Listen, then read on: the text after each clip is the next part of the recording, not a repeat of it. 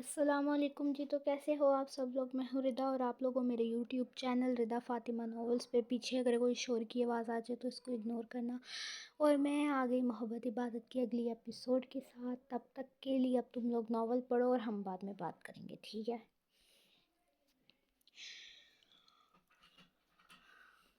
لاہور میں نانی کے گھر آئے علی کو 2 ہفتے گزر چکے تھے۔ شادی کی تیاریاں عروج پر تھیں۔ علی نے ان سارے دنوں میں ایک بار بھی اپنی کمپنی کا رخ نہیں کیا تھا، مگر آج کی صبح کچھ مختلف تھی۔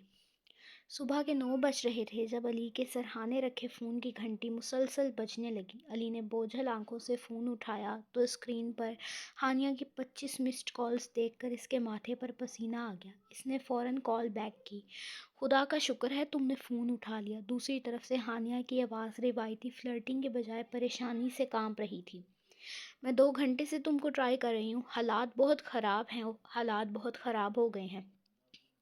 علی ایک جھٹکے سے بیڈ پر سیدھا ہو کر بیٹھا۔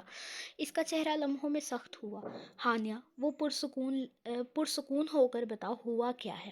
ہماری کمپنی کو 20 لاکھ کا نقصان ہو گیا ہے، بلکہ ہو رہا ہے، ہانیہ نے ہانپتے ہوئے کہا۔ کیا 20 لاکھ پر کیسے؟ ہمارا تو آرڈر فائنل تھا۔ علی کی آواز میں گرج پیدا ہوئی۔ مجھے تفصیل بتاؤ، کس ڈپارٹمنٹ میں مسئلہ ہوا ہے؟ میں فون پر کچھ نہیں بتا سکتی، معاملات بہت الجھ گئے ہیں۔ تم کو ابھی کے ابھی آفس آنا ہوگا۔ تم آؤ گے تو ہی میں تمہیں وہ فائل دکھاؤں گی جن میں ہیرا پھیری ہوئی ہے۔ پلیز جتنا جلدی ہو سکے آ جاؤ۔ ہانیہ نے اتنا کہا اور کال کاٹ دی۔ علی نے فون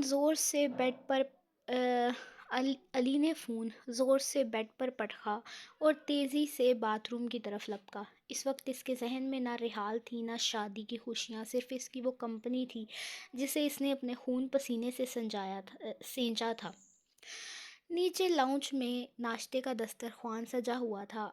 ارسلان، رحال، مراج اور گھر کے تمام بڑے ہنسی مذاق میں مصروف تھے کہ اچانک سیڑھیوں سے علی کے بوٹس کی بھاری آواز سنائی دی۔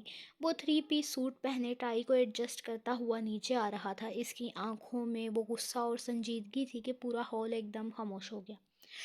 ارے علی بیٹا آؤ، ناشتہ لگ گیا ہے، نانی نے پیار سے کہا۔ آج تو تم بڑے صاحب بہادر بن کر تیار ہوئے ہو۔ کہیں گھومنے جانا ہے؟ زرینہ بیگم نے بھی لقمہ لیا۔ بیٹا گرم گرم پراٹھا کھا لو، پھر جہاں جانا ہے چلے جانا۔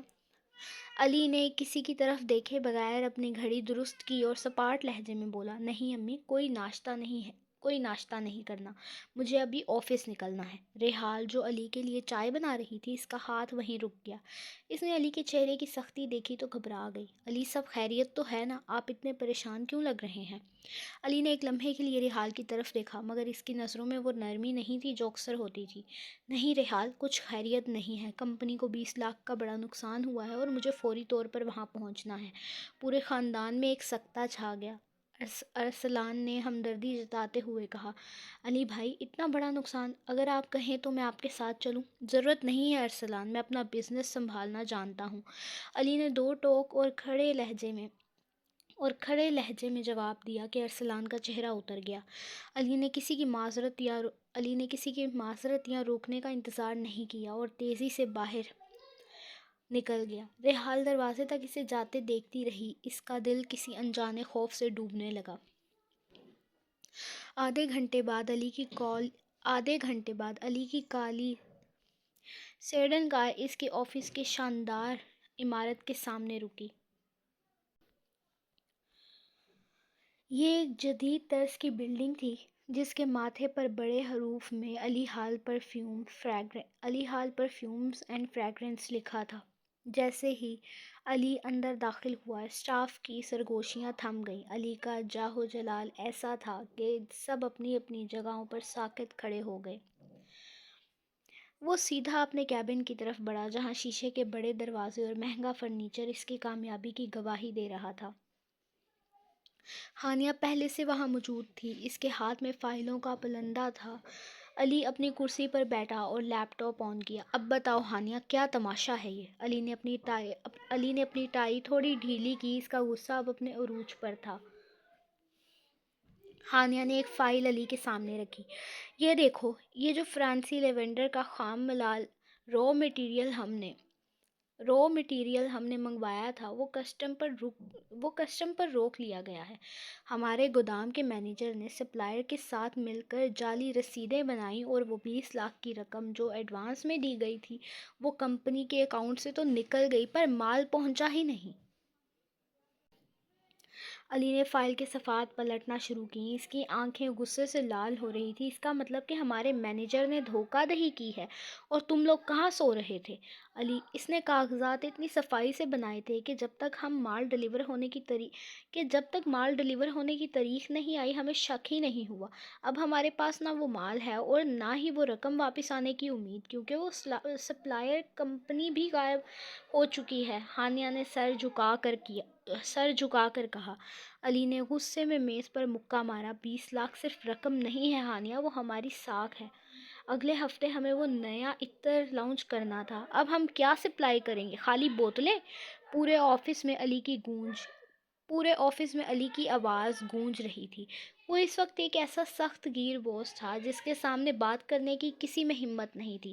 ہانیہ خاموش کھڑی اس کے غصے کے ٹھنڈا ہونے کا انتظار کر رہی تھی، جبکہ علی کے ذہن میں اس نقصان کی تلافی کے لیے اب خطرناک منصوبے چل رہے تھے۔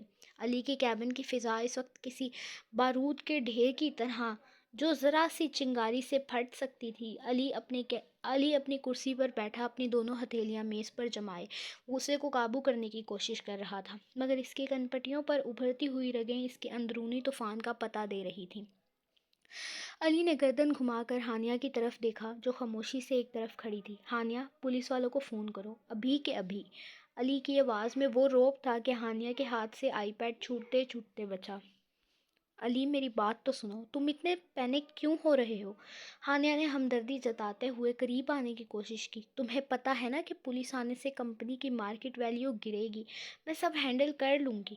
ہانیہ، میں نے کہا پولیس کو بلاؤ۔ علی نے لفظوں کو چبا چبا کر کہا، وہ مینیجر ساجد جو اپنے گھر سے لاپتہ ہے، مجھے اس کا نام و نشان چاہیے۔ وہ جہاں بھی ہے، جس حال میں بھی ہے، اسے میرے سامنے ہونا چاہیے۔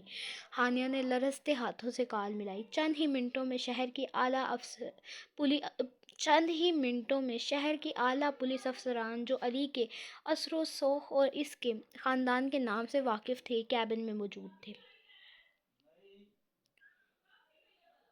علی کے 2 مینیجر تھے، زہیب جو کمپنی میں علی کے ساتھ کام کرتا تھا اور ایک ساجد جو گودام میں کام کرتا تھا۔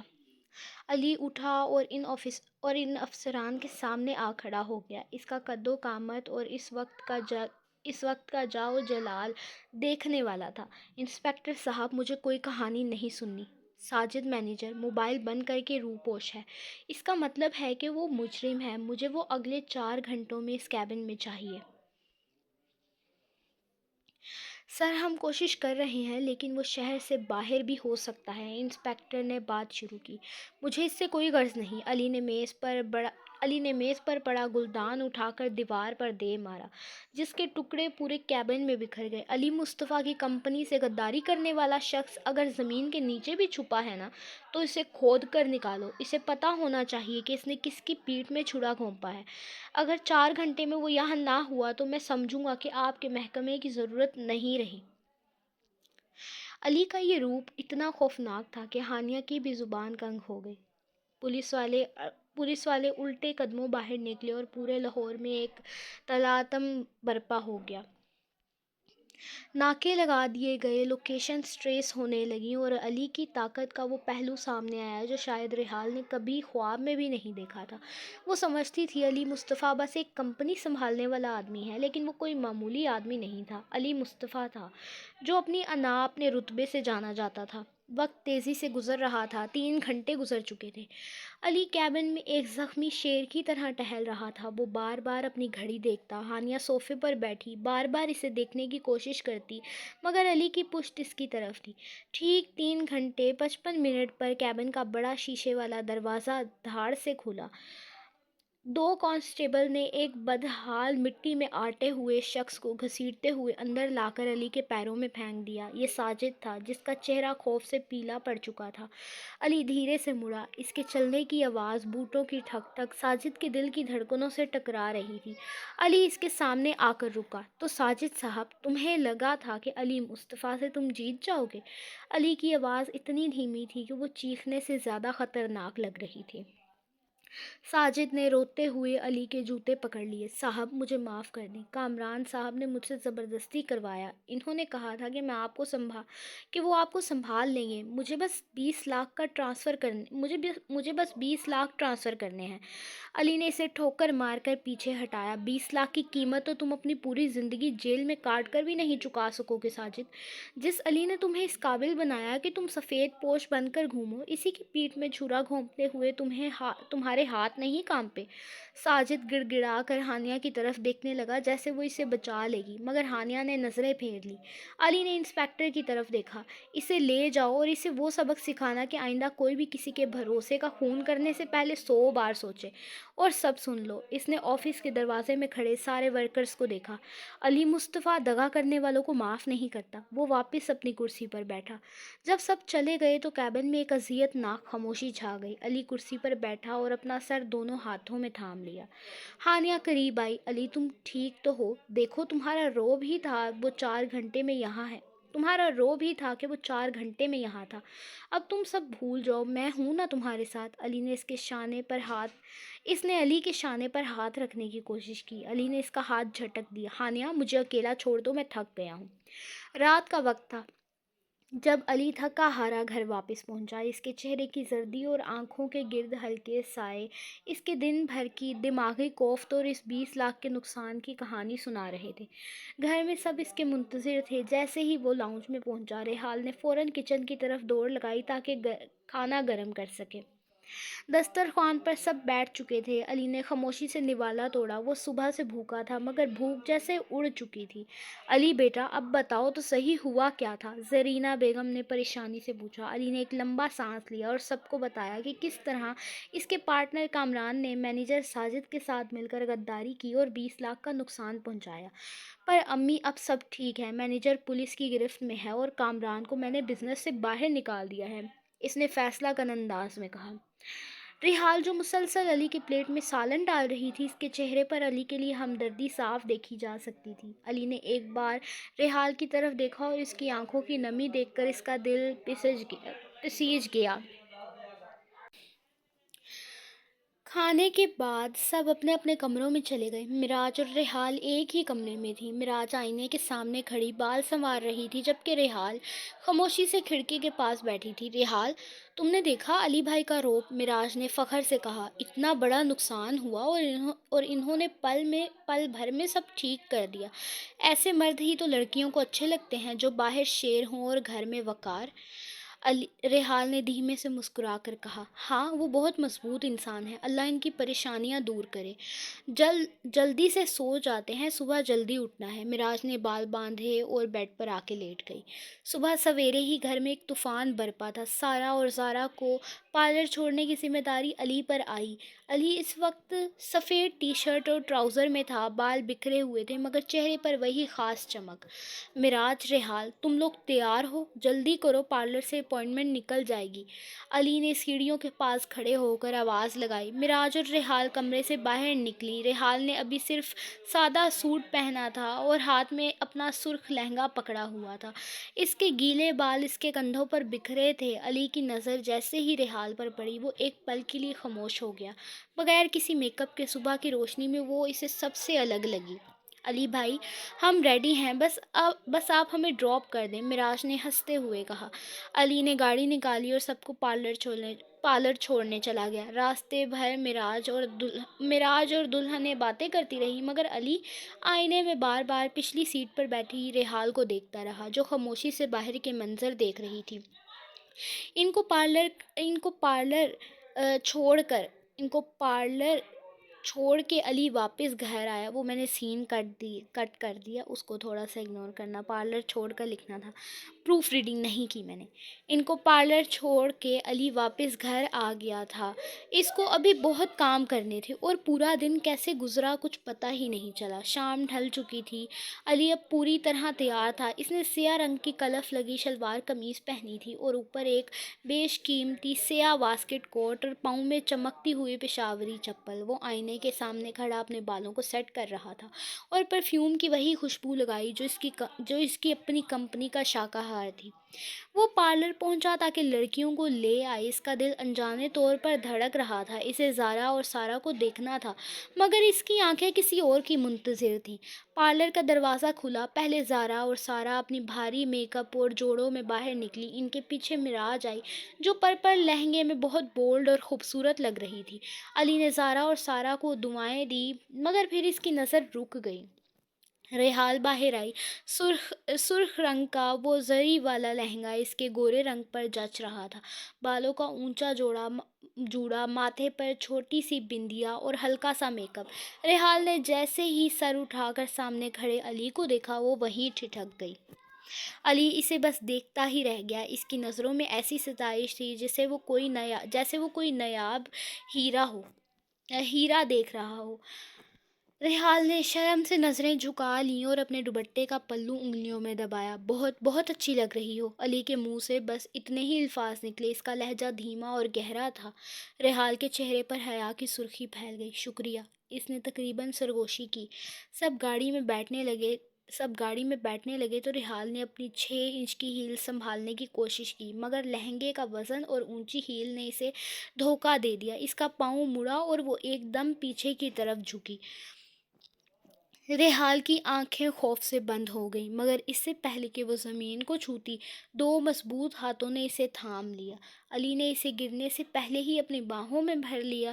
ایک لمحے کے لیے وقت تھم گیا۔ ریحال کا ہاتھ علی کے سیاہ ویسٹ کوٹ پر تھا اور علی کی نظریں اس کے چہرے پر جمی تھیں۔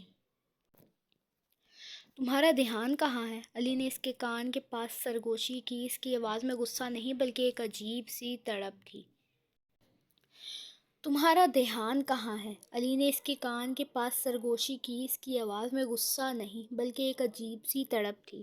علی نے اسے سہارا دے کر پاس پڑی کرسی پر بٹھایا اور خود نیچے جھک کر اس کا پاؤں چیک کرنے لگا۔ درد ہو رہا ہے؟ نہیں، میں ٹھیک ہوں، ریحال نے گھبرا کر کہا۔ اسی وقت ارسلان گاڑی سے باہر نکلا، جو فرنٹ سیٹ پر بیٹھا تھا، کیونکہ وہ ضد کر کے علی کے ساتھ آ گیا تھا۔ اوہو علی بھائی، آپ تو ہیرو بن گئے۔ ریحال، تم تو گر کر بھی پیاری لگ رہی ہو، پر اب سنبھال کر چلنا۔ علی نے ارسلان کو گھورا۔ کچھ دیر بعد وہ میرج ہال میں موجود تھے۔ لاہور کے مشہور شادی ہال دی پیلس کی سجاوٹ آج دیکھنے سے تعلق رکھتی تھی۔ ہال کے مرکزی دروازے سے لے کر سٹیج تک سفید گلابوں اور موتیوں کی بیلوں سے لدے ہوئے ستون ایک سحر انگیز منظر پیش کر رہے تھے۔ چھت پر لگے بڑے بڑے کرسٹل جھومر اپنی روشنی سے پورے ہال کو بقا نور بنائے ہوئے تھے اور فرش پر بچھے سرخ قالین پر جب روشنی پڑتی تو وہ مخمل کی طرح چمک اٹھتا۔ سارا اور زارا سٹیج پر بیٹھی تھیں۔ ان کے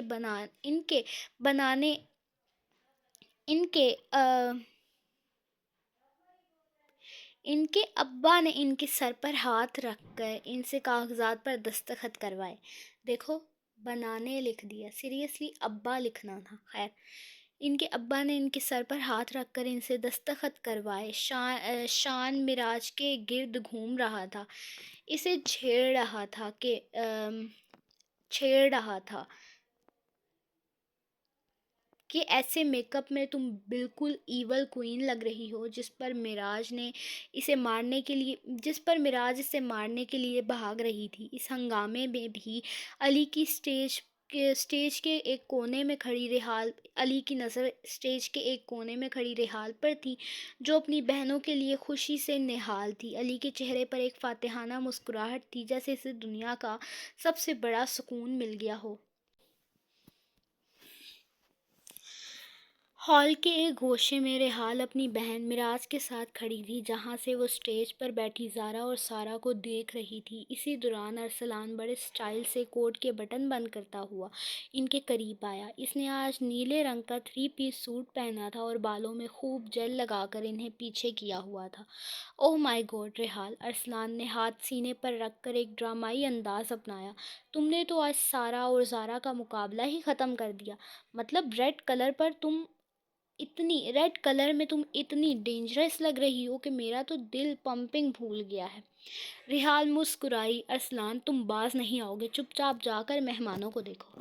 مہمانوں کو کیا خاک دیکھوں؟ ارسلان نے ایک قدم اور قریب ہوتے ہوئے فلرٹ کرنے کے انداز میں لہجے میں کہا۔ میرا تو دل کر رہا ہے کہ ابھی مولوی صاحب کو بلا کر تمہارے ساتھ بھی قبول ہے کا سین کر ڈالوں، کیا کہتی ہو؟ ابھی ارسلان کے جملے ختم نہیں ہوئے تھے کہ پیچھے سے ایک بھاری اور پروکار آواز آئی۔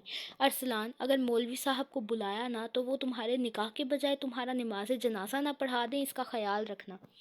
علی مصطفیٰ اپنے ہاتھ میں چائے کا کپ پکڑے بڑے اطمینان سے ان کے پاس آ کھڑا ہو گیا۔ سیاہ شلوار قمیض میں اس کی شخصیت کا رعب ایسا تھا کہ ارسلان کی ساری ہیرو پنتی ایک لمحے میں ہوا ہو گئی۔ ارسلان نے کھسیانی ہنسی ہنستے ہوئے کہا، ارے علی بھائی، آپ تو ہر وقت جیمز بانڈ بن کر آ جاتے ہیں، میں تو بس ریحال کی تعریف کر رہا تھا، آخر میری کزن ہے، اتنا تو حق بنتا ہے۔ علی نے ایک نظر ریحال پر ڈالی جو علی کے سامنے آنے پہ مزید سمٹ گئی۔ علی نے مسکرا کر ارسلان کے کندھے پر ہاتھ رکھا، مگر اس کی گرفت میں ایک ہلکا سا دباؤ تھا۔ حق تو بہت بنتا ہے ارسلان، پر تعریف اور لائن مارنے میں تھوڑا فرق ہوتا ہے۔ علی نے مذاق مذاق میں مگر دو ٹوک لہجے میں کہا، اور ویسے بھی ریحال کو سنبھالنے کے لیے میں کافی ہوں، تم جاؤ اور ذرا دیکھو کہ کھانے میں نمک کم نہ ہو، ورنہ نانی نے تمہیں کچا چبا جانا ہے۔ ارسلان بڑبڑاتا ہوا وہاں سے کھسک لیا۔ اب وہاں صرف ریحال اور علی تھے۔ ہال کا شور ان دونوں کے لیے جیسے ختم ہو گیا تھا۔ پاؤں کیسا ہے اب؟ علی نے آواز نرم کرتے ہوئے پوچھا۔ بہتر ہے، ریحال نے اپنے لہنگے کا پلو سنبھالتے ہوئے کہا۔ آپ آج بہت خوش لگ رہے ہیں۔ علی نے ایک گہرا سانس لیا اور ریحال کی آنکھوں میں جھانکا۔ آج کچھ خاص لوگ بہت پیارے لگ رہے ہیں تو موڈ خود بخود اچھا ہو گیا۔ ریحال کا چہرہ اس کی تعریف پر گلابی ہو گیا۔ آپ بھی کالے رنگ میں بہت اچھے لگ رہے ہیں۔ علی نے ایک ہلکا سا قہقہہ لگایا۔ صرف اچھا؟ مجھے لگا تم کہو گی کہ میں بالکل ویلن لگ رہا ہوں جس نے تمہیں ارسلان سے بچا لیا۔ آپ ویلن نہیں ہیں، ریحال نے معصومیت سے کہا۔ آپ تو میرے وہ جملہ ادھورا چھوڑ کر خاموش ہو گئی۔ تمہارا کیا؟ علی نے ایک قدم آگے بڑھا کر پوچھا۔ تمہارے کیا؟ علی نے ایک قدم آگے بڑھا کر پوچھا۔ کچھ نہیں، میں زارا کے پاس جا رہی ہوں۔ ریحال شرما کر تیزی سے اسٹیج کی طرف بھاگی، جبکہ علی اسے جاتے ہوئے دیکھ کر مسکراتا رہا۔ اسے پتہ تھا کہ وہ ریحال کے دل کی دھڑکنیں سن رہا ہے۔ دوسری طرف شان نے معراج کو گھیر رکھا تھا۔ معراج، یہ پرپل رنگ آپ پر جچ تو رہا ہے، پر اگر آپ تھوڑا کم غصہ کریں تو شاید میں آپ کو کوئی اچھا سا لڑکا ڈھونڈ دوں۔ معراج نے اسے گھورا۔ شان، اگر تم نے اگلا لفظ بولا تو میں نے تمہاری وہ ویڈیو وائرل کر دینی ہے جس میں تم شیشے کے سامنے کھڑے ہو کر گجرارے پر ڈانس کر رہے تھے۔ شان نے فوراً اپنے کان پکڑ لیے۔ توبہ توبہ، آپ تو بالکل ہٹلر ہیں۔ میں تو جا رہا ہوں کلفی کھانے۔ پورے ہال میں ہنسی مذاق اور خوشیوں کا دور دوڑا تھا۔ علی مصطفیٰ اپنی تمام بزنس کی ٹینشنز بھول کر اس وقت صرف اپنی فیملی اور اس خاموش محبت کا لطف لے رہا تھا جو اسے ریحال کی صورت میں مل رہی تھی۔ رخصتی کا وقت قریب آیا تو پورے ہال کی فضا بوجھل ہو گئی۔ زارا اور سارہ جو اب تک مسکرا رہی تھی اپنے والدین کے گلے لگ کر پھوٹ پھوٹ کر رونے لگیں۔ ان کے والدین کی آنکھیں بھی نم تھیں، وہ اپنی لاڈلیوں کو رخصت کر رہے تھے۔ علی مصطفیٰ ایک طرف خاموش کھڑا تھا، یہ سب دیکھ رہا تھا۔ اس کے چہرے پر سنجیدگی اور وقار تھا، مگر آنکھوں میں آنسو نہیں تھے۔ وہ ان کا کزن تھا اور ایک بڑے بھائی کی طرح اس نے تمام ذمہ داریاں نبھائی تھیں۔ اس نے آگے بڑھ کر دونوں کے سروں پر شفقت سے ہاتھ رکھا اور انہیں رخصت کیا۔ جب گاڑیاں ہال سے نکل گئیں اور مہمان بھی رخصت ہونے لگے تو ایک خاموشی سی چھا گئی۔ نانی کے گھر واپسی پر سب بہت تھکے ہوئے تھے۔ شادی کی گھما گھمی کے بعد گھر ایک دم خالی خالی لگ رہا تھا۔ معراج اور ریحال سیدھی اپنے کمرے میں چلی گئیں، جبکہ باقی سب بھی آرام کرنے کے لیے اپنے اپنے کمروں کا رخ کر گئے۔ رات کا پچھلا پہر تھا، تقریباً 2 بج رہے تھے۔ پورے گھر میں اندھیرا اور سکون تھا، بس ریہڑیوں میں رہداریوں میں زیرو کے بلب کی ہلکی سی روشنی تھی۔ علی کو نیند نہیں آ رہی تھی، شاید ذہن اب بھی بزنس کے مسائل اور دن بھر کی تھکن میں الجھا ہوا تھا۔ وہ اپنے کمرے سے نکلا اور کچن کی طرف بڑھا تاکہ اپنے لیے کافی بنا سکے۔ علی کچن میں پہنچا ہی تھا کہ اسے پیچھے سے کسی کے چلنے کی آہٹ آئی۔ اس نے مڑ کر دیکھا تو ریحال کھڑی تھی۔ اس نے وہی سرخ لہنگا اتار کر اب سادہ سوٹ پہن لیا تھا، مگر اس کا چہرہ زرد پڑ رہا تھا اور آنکھیں بخار کی تپش سے سرخ ہو رہی تھی۔ وہ دیوار کا سہارا لیے پانی کا گلاس بھرنے کی کوشش کر رہی تھی۔ ریحال، تم اس وقت یہاں کیا کر رہی ہو؟ علی نے کافی کا مگ میز پر رکھا اور اس کے قریب آیا۔ ریحال نے بمشکل سر اٹھایا۔ وہ دوا کھانی تھی، سر میں بہت درد ہے۔ اس کی آواز نکاہت سے کانپ رہی تھی۔ علی نے فوراً اس کے ماتھے پر ہاتھ رکھا اور ایک دم پیچھے ہٹا۔ ریحال، تمہیں تو بہت تیز بخار ہے، تمہارا جسم تپ رہا ہے۔ ریحال نے کچھ کہنا چاہا مگر اس کی ہمت جواب دے رہی تھی۔ شاید ایونٹ کی تھکن اور بھاگ دوڑنے سے اسے گرا دیا تھا۔ علی نے نرمی سے اس کا بازو تھاما اور اسے کچن سے محل کا چھوٹے لاؤنج میں صوفے پر بٹھا دیا۔ تم یہیں بیٹھو، کہیں ہلنا مت، علی نے حکم دینے والے لہجے میں کہا، مگر اس کی آواز میں بلا کی فکر تھی۔ علی تیزی سے واہ، علی کا انعام بگاڑ دیا۔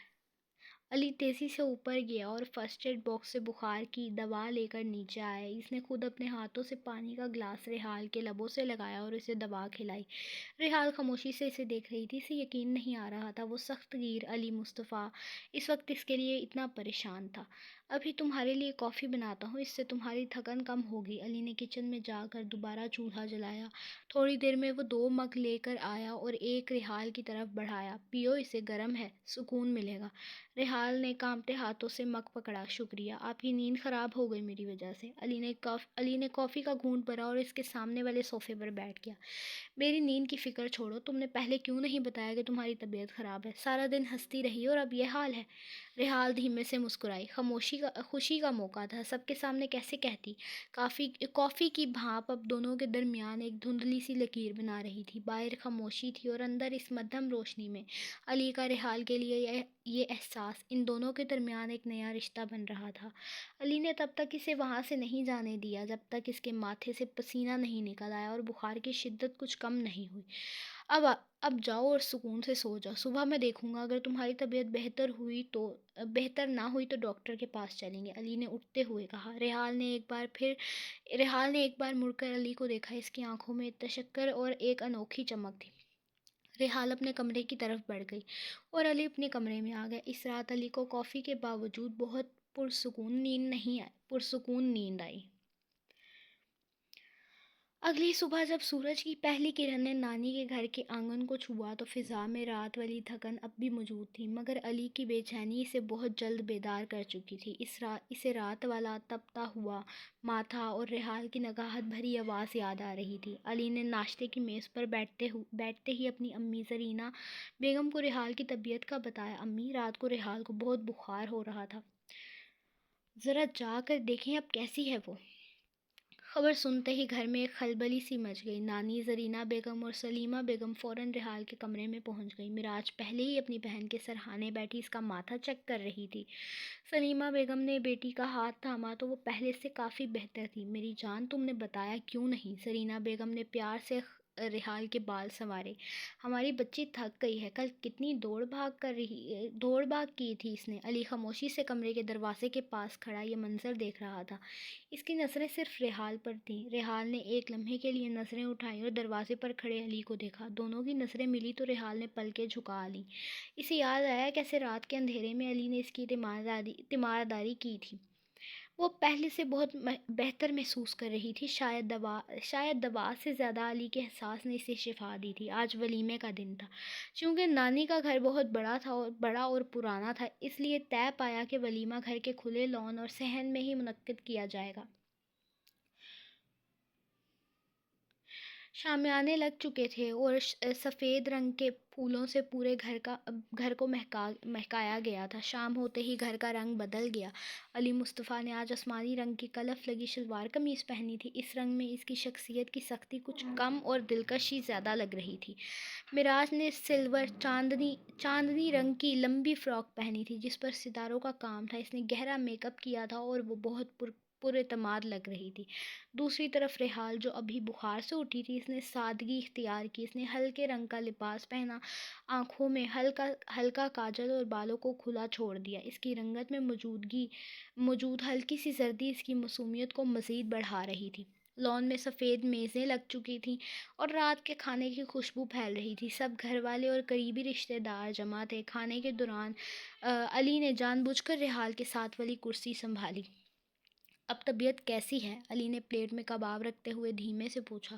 ریحال نے مسکرا کر جواب دیا، بہت بہتر ہے، شکریہ۔ شکریہ کی ضرورت نہیں، بس اپنا خیال رکھا کرو۔ علی نے کہا ہی تھا کہ ارسلان اپنی پلیٹ بھر کر وہیں آ دھمکا۔ اوہو علی بھائی، آپ تو آج آسمانی رنگ میں بالکل بادلوں سے اترے ہوئے فرشتے لگ رہے ہیں۔ ارسلان نے لقمہ توڑتے ہوئے مذاق کیا۔ اور ریحال، تمہاری یہ بیمار سی صورت دیکھ کر تو میرا دل چاہ رہا ہے کہ میں بھی بیمار ہو جاؤں تاکہ کوئی میرا بھی ایسا خیال رکھے۔ علی نے ارسلان کو گھورا۔ ارسلان، تم پہلے ہی ذہنی بیمار ہو، اب اور کیا ہوگے؟ چپ چاپ کھانا کھاؤ۔ معراج بھی وہیں موجود تھی۔ اس نے علی کی طرف دیکھ کر کہا، علی بھائی، آپ کو پتہ ہے ریحال رات بھر آپ کا ذکر کر رہی تھی کہ آپ نے اسے کتنی اچھی کافی بنا کر دی۔ ویسے آپ نے مجھے تو کبھی کافی نہیں پلائی۔ علی نے ایک لمحے کے لیے ریحال کو دیکھا جس کا چہرہ شرم سے سرخ ہو گیا تھا۔ معراج، تم بیمار نہیں تھی نا، اس لیے جس دن تم بیمار ہوگی تمہیں بھی پلا دوں گا۔ توبہ ہے علی بھائی، آپ کی ہمدردی بھی کڑوی ہے، معراج نے ہنستے ہوئے کہا۔ کھانے کی میز پر قہقہے گونج رہے تھے۔ شان بھی وہاں آ گیا اور معراج کو چھیڑنے لگا۔ معراج، سلور فراک میں آپ بالکل کسی چاندنی جیسی لگ رہی ہیں، بس ذرا غصہ کم کریں تو شاید چاند بھی شرما جائے۔ رات کی اس خنک ہوا میں جب گھر کے روشن چراغ چمک رہے تھے، علی اور ریحال کے درمیان وہ خاموش قربت پہلے سے زیادہ گہری ہو چکی تھی۔ علی اسے بار بار کھانے پر مجبور کر رہا تھا اور ریحال پہلی بار علی کے اس حق جتانے پر خود کو بہت خاص محسوس کر رہی تھی۔ دن کیسے گزر رہے تھے پتہ ہی نہیں چل رہا تھا۔ اگلے دن کی صبح لاہور کی دھوپ میں ایک عجیب سی چمک تھی، جیسے شہر خود بھی ان مہمانوں کو الوداع کہنے کے لیے تیار ہو۔ شادی کی تمام تھکن اب خوشگوار یادوں میں بدل چکی تھی۔ علی، ریحال اور معراج نے فیصلہ کیا کہ اسلام آباد جانے سے پہلے وہ بادشاہی مسجد کی زیارت ضرور کریں گے، اس لیے آج ان کا وہاں جانے کا ارادہ تھا۔ علی کمرے میں تیار کھڑا تھا، پاس سے پرفیوم کی خوشبو آ رہی تھی، وہی خوشبو جس نے ریحال کو اپنے سحر میں لیا تھا۔ دونوں بہنیں بھی تیار اپنے کمرے سے باہر نکلی۔ صبح کا وقت ہو رہا تھا، ارسلان سویا ہوا تھا۔ ان تینوں نے خاموشی سے جانے کا فیصلہ کیا۔ وہ گھر سے باہر نکلے اور علی نے اپنی گاڑی سنبھالی۔ بادشاہی مسجد کے شاہی دروازے سے جیسے ہی وہ اندر داخل ہوئے، سرخ پتھروں کی عظمت اور وسیع صحن نے ریحال اور معراج کو مبہوت کر دیا۔ علی سفید رنگ کی شلوار قمیض میں نہایت پروقار لگ رہا تھا اور تھوڑے فاصلے پر آگے چلتے ہوئے انہیں مسجد کی تاریخ کے بارے میں بتا رہا تھا۔ ریحال صحن کے وسعت کو دیکھ رہی تھی کہ اچانک ایک شخص تیزی سے گزرتے ہوئے اس کے شانے سے بری طرح ٹکرایا۔ ریحال کا توازن بگڑا اور وہ گرتے گرتے بچی۔ بھائی صاحب، دیکھ کر نہیں چل سکتے؟ ریحال نے غصے اور حیرت سے کہا۔ وہ آدمی رکا مگر معذرت کرنے کے بجائے بدتمیزی پر اتر آیا۔ تم دیکھ کر چلو، راستہ کیا تمہارے باپ کا ہے؟ علی نے جیسے ہی یہ آواز سنی، اس کے قدم وہیں رک گئے۔ وہ ایک جھٹکے سے مڑا اور چند قدموں میں اس شخص کے سامنے آیا۔ علی کی آنکھوں میں وہی پرانی چمک اور رعب واپس آ گیا تھا۔ زبان سنبھال کر بات کرو، علی نے نہایت سرد مگر دبنگ لہجے میں کہا۔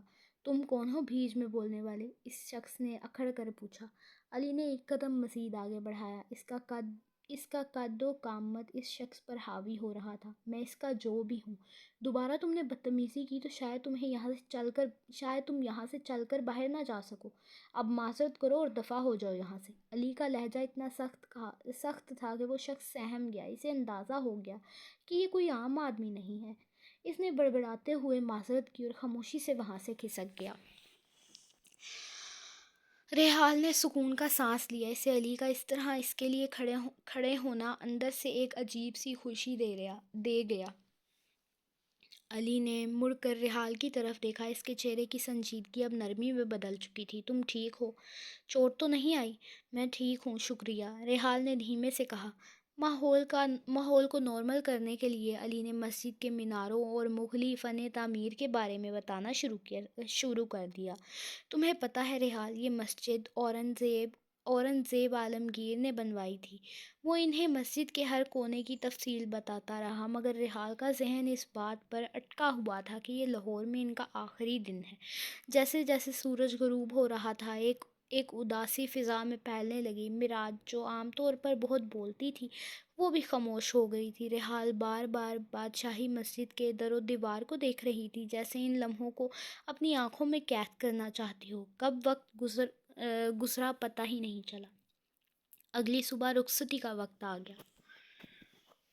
ریحال کا دل بھر آیا تھا اور معراج بھی نانی سے لپٹ کر رو رہی تھی۔ علی خود بھی اداس تھا۔ اسے احساس ہو رہا تھا کہ ریحال کے بغیر لاہور اسے کتنا خالی لگے گا۔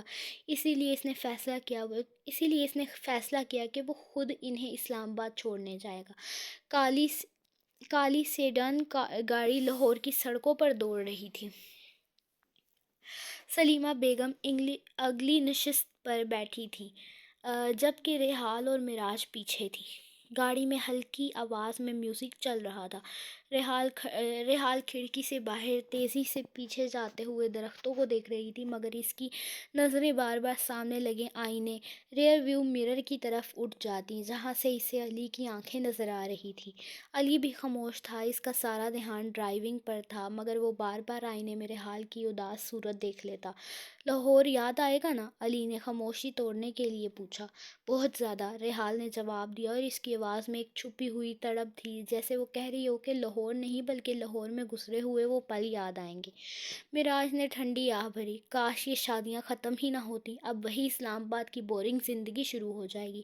علی نے کچھ نہیں کہا، بس تھوڑا سا مسکرایا۔ اسے پتہ تھا یہ سفر ختم ہو رہا ہے، مگر اس کے اور ریحال کے درمیان جو اندیکھا رشتہ لاہور کی ان گلیوں میں پروان چڑھا تھا، وہ اب اسلام آباد کی فضاؤں میں بھی اس کے ساتھ جائے گا۔ اسلام آباد کی شام اپنی تمام تر رعنیوں کے ساتھ ان کا استقبال کر رہی تھی۔ مارگلہ کی پہاڑیوں کے پیچھے سورج آہستہ آہستہ غروب ہو رہا تھا اور فضا میں ایک خنک سی ٹھنڈک تھی۔ گاڑی جب اسلام آباد کی کشیدہ سڑکوں پر دوڑی تو دور سے فیصل مسجد کے بلند و بالا سفید مینار آسمان کے واسطوں کو چھوتے ہوئے نظر آنے لگے۔ علی ڈرائیونگ سیٹ پر تھا، مگر اس کی توجہ بار بار آئینے میں پیچھے بیٹھی ریحال کی طرف جا رہی تھی۔ ریحال، دیکھو، فیصل مسجد کے مینار کتنے وسیع نظر آ رہے ہیں۔ لاہور کی بادشاہی مسجد اور یہاں کی سادگی میں کتنا فرق ہے نا؟ علی نے گفتگو کا آغاز کیا۔ ریحال نے کھڑکی سے باہر دیکھتے ہوئے دھیمے سے مسکرایا۔ ہاں، لاہور میں ایک تاریخ کی خوشبو تھی اور یہاں ایک عجیب سا سکون ہے۔ دونوں اپنی اپنی جگہ بے مثال ہیں۔ علی اور ریحال باتوں میں مگن تھے، مگر معراج، جو عام طور پر پورے گھر کو سر پر اٹھائے رکھتی تھی، آج بالکل خاموش گاڑی کی کھڑکی سے باہر دیکھ رہی تھی۔ شاید لاہور کی وہ رونقیں یاد آ رہی تھیں۔ گاڑی جب گھر کے سامنے رکی تو فرحان صاحب، ریحال کے والد، پہلے سے ہی گیٹ پر موجود تھے۔ جیسے ہی گاڑی سے سلیمہ بیگم، ریحال اور معراج اتری، فرحان صاحب کے چہرے پر ایک بڑی مسکراہٹ آ گئی۔ خوش آمدید، میری بیٹیاں آ گئیں۔ انہوں نے باری باری دونوں کے سر پر ہاتھ رکھا۔ سلمان اور عثمان ابھی آفس میں تھے، اس لیے گھر میں خاموشی تھی۔ سب لوگ اندر چلے گئے، تازہ دم ہوئے اور پھر لاؤنج میں چائے کے لیے جمع ہوئے۔ ریحال نے چائے کا کپ اپنے پاپا کی طرف بڑھاتے ہوئے تھوڑی شکایت بھرے لہجے میں پوچھا، پاپا، آپ نے تو کہا تھا آپ سارا اور زارا کی شادی میں آئیں گے، آپ، سلمان بھائی اور عثمان بھائی، کوئی بھی نہیں آیا۔ نانی کتنا انتظار کر رہی تھی۔ فرحان صاحب نے ایک گہرا سانس لیا۔ بیٹا، تم جانتی ہو آفس کے معاملات کتنے الجھے ہوئے تھے۔ سلمان اور عثمان تو بالکل وقت نہیں نکال سکے اور میں بھی ایک ضروری میٹنگ میں پھنس گیا تھا۔ پر خیر، تم لوگوں نے تو خوب انجوائے کیا ہوگا۔ بہت زیادہ پاپا، میراج چہک کر بولی۔ اور علی بھائی نے ہمارا بہت خیال رکھا، ہمیں کوئی کمی محسوس نہیں ہونے دی، ہمیں لاہور گھمایا، بادشاہی مسجد لے کر گئے اور ہر وقت ہمارے ساتھ رہے۔ فرحان صاحب نے علی کی طرف دیکھ کر شکریہ ادا کیا۔ علی بیٹا، تمہارا بہت احسان ہے، تم نے ان دونوں شرارتیوں کو سنبھال لیا۔ خالو، آپ کیوں شرمندہ کر رہے ہیں مجھے؟ ابھی باتیں جاری تھی کہ اچانک گھر کی گھنٹی بجی۔ علی قریب ہی تھا، اس لیے وہ خود اٹھ کر دروازہ کھولنے گیا۔ جیسے ہی دروازہ کھلا، سامنے کیسن اپنے مخصوص سٹائل میں کندھے پر جیکٹ ڈالے کھڑا تھا۔ اس کے چہرے پر وہی شرارتی اور بے پرواہ مسکراہٹ تھی۔ اوہو علی میاں، تم ابھی تک یہاں ہو؟ کیسن نے تنزیہ سے لہجے میں کہا۔ علی نے ایک سرد نظر اس پر ڈالی اور بغیر کچھ کہے اسے اندر آنے کا راستہ دیا۔ علی نے خاموشی سے دروازہ بند کیا اور دبے قدموں کیسن کے پیچھے لاؤنج میں آ گیا۔ السلام علیکم انکل۔ السلام علیکم سب کو۔ کیسن نے بلند آواز میں سلام کیا اور سیدھا ریحال کے سامنے جا کر کھڑا ہو گیا۔ میں نے انکل سے پوچھا کہ آپ لوگ کب پہنچ رہے ہیں، تو جیسے ہی پتہ چلا کہ آج واپسی ہے، میں نے سوچا سب سے مل لوں۔ کیسن نے ریحال کی طرف دیکھ کر آنکھ ماری اور ریحال بی بی، کیسا رہا لاہور؟ سنا ہے وہاں تو تم نے بہت دھوم مچائی ہے، ویسے یہاں کی رونق تو تمہارے بغیر بالکل ختم ہو گئی تھی۔ اب بتاؤ میرے لیے کیا لائی ہو؟ تمہارے لیے تو کچھ نہیں لے کے آئی، لیکن بہت ساری جوتیاں لے کے آئی ہوں، کہو تو کھلا دوں۔ کیسن گڑبڑا گیا۔ علی ایک طرف کھڑا یہ سب دیکھ رہا تھا، اسے اپنا اندر جلتا ہوا محسوس ہو رہا تھا۔ کیسن کا ریحال سے اس قدر بے تکلف ہونا اسے ایک آنکھ نہ بھا رہا تھا۔ تمہارے چہرے کی رونق بتا رہی ہے کہ لاہور میں کسی نے تمہارا بہت زیادہ ہی خیال رکھا ہے۔ کیسن نے شرارت سے علی کی طرف دیکھا۔ علی نے ایک طنزیہ مسکراہٹ کے ساتھ جواب دیا، خیال تو اپنوں کا ہی رکھا جاتا ہے کیسن، اور ریحال میری اپنی ہے۔ کیسن نے کہکا لگایا، ارے علی بھائی، آپ تو ایسے پروٹیکٹیو ہو رہے ہیں جیسے ریحال کوئی چھوٹی بچی ہو۔ ہاں، چھوٹی بچی ہی ہے، علی نے گھور کے کہا۔ اب دماغ نہ کھاؤ، یہ بتاؤ جا کب رہے ہو؟ علی نے سپاٹ لہجے میں پوچھا۔ کیسن نے علی کو دیکھا۔ میرے جانے کی تو تم چھوڑو، اپنی بتاؤ تم کب جاؤ گے؟ کیسن بھی مسکرا کے بولا، میری مرضی میں جاؤں نہ جاؤں تمہیں اس سے کیا؟ علی نے کہا۔ کیسن جلدی سے بولا، میں تو بس ریحال کا حال پوچھنے آیا تھا، اور یہ پوچھنے کہ میڈم یونی کب سے آنا ہے؟ جب دل کرے گا، سامنے بیٹھی لڑکی جلدی سے بولی۔ علی کی ہنسی نکل گئی۔ مل گیا جواب کیسن، اب جاؤ بیٹا۔ علی نے اسے کہا جیسے کیسن چھوٹا بچہ ہو۔ وہ اٹھا۔ ریحال، ہر بار میں اپنی بے عزتی برداشت نہیں کروں گا، کیسن کہتا باہر نکل گیا۔ وہ پہلی بار ایسے بول کے گیا تھا۔ شام کے سائے گہرے ہو رہے تھے اور اسلام آباد کی فضاؤں میں ایک خاموش اداسی چھائی ہوئی تھی۔ ریحال اور معراج اپنے کمرے میں بیٹھی تھی۔ معراج جو ہمیشہ چہکتی رہتی تھی، آج بوجھل دل کے ساتھ کھڑکی سے باہر دیکھ رہی تھی۔ ریحال، صبح علی بھائی نے چلے جانا ہے، پتہ نہیں پھر کب ملنا ہوگا، کب ہم دوبارہ ایسے ہنسیں گے، معراج نے رنجیدہ آواز میں کہا۔ مجھے تو ابھی سے گھر خالی خالی لگ رہا ہے۔ ریحال خاموش تھی، مگر اس کی خاموشی معراج سے زیادہ گہری تھی۔ وہ معراج کی باتیں سن تو رہی تھی، پر اس کا دھیان کہیں اور ہی تھا۔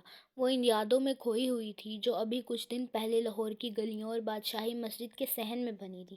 اسے علی کا وہ روپ یاد آ رہا تھا جب وہ اسے گرنے سے بچاتا تھا، یا جب اس نے کیسن کے سامنے اس کی ڈھال بن کر اس کو تحفظ کا احساس دلایا تھا۔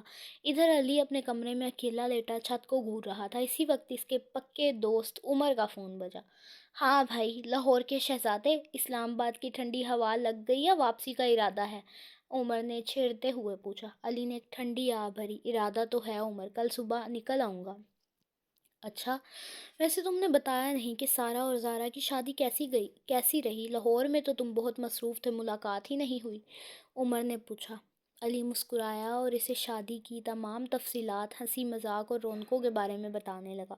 عمر خاموشی سے سب سنتا رہا، پھر اچانک ایک ایسا سوال کیا جس نے علی کو ساکت کر دیا۔ علی، سچ بتانا، جب تم کل لاہور واپس آ جاؤ گے تو کیا تمہیں وہاں وہ یاد آئے گی؟